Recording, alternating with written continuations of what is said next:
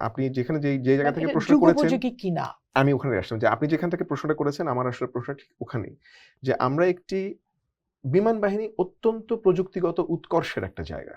নিত্যনিয়ত এখানে বিভিন্ন রকমের টেকনোলজিক্যাল পরিবর্তন আসছে এবং সেটা থেকে নিজেকে আপগ্রেড করাটাই হচ্ছে বিমান বাহিনীতে, আপনি যদি যুগোপযোগী যে বিমান বাহিনীর কথা বলি, এটা হচ্ছে সেটা।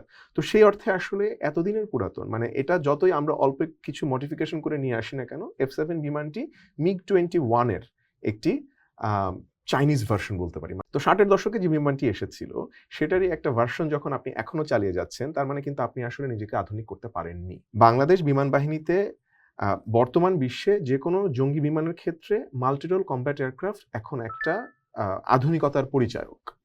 এটার প্রযুক্তিগত উৎকর্ষতা আছে, এটার অনেক বড় স্পেকট্রাম আছে অপারেশনাল। আমরা সেই জায়গাটা থেকে অনেক পেছনে। আপনি যেটা আমাকে জিজ্ঞেস করেছেন যে এই যে বিমান আমরা কিনেছি বা কিনিনি বা কোন অবস্থায় আছে, আমি শুধু বলবো যে প্রযুক্তিগতভাবে আমরা অনেক পিছিয়ে এবং আমরা আধুনিক বিমান এখনো পর্যন্ত, আধুনিক বিমান বলতে আমাদের আছে MiG-29 যেটা আমরা 1999 সালে কিনেছিলাম, যেটা এখন আমরা চালিয়ে যাচ্ছি, কিন্তু সেই MiG-29 এর যে যোগ্যতা, সেই যোগ্যতা বর্তমান প্রেক্ষাপটে আধুনিকতার যে নিরিখে সেটা আসলে কোনো অবস্থা নেই।